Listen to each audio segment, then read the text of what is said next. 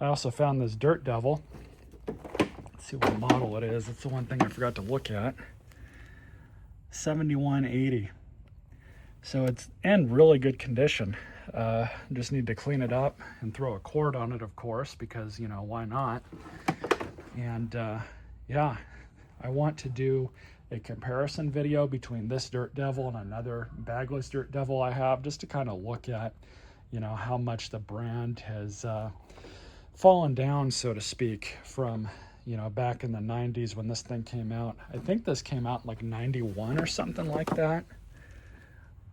I don't know if there's even a date code on this.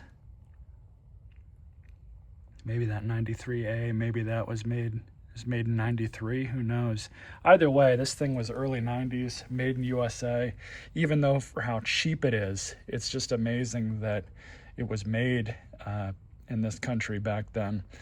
Unlike now, where all this stuff has been outsourced out to China. So this thing will definitely get at least one video on it of the service, and probably a comparison video in the future.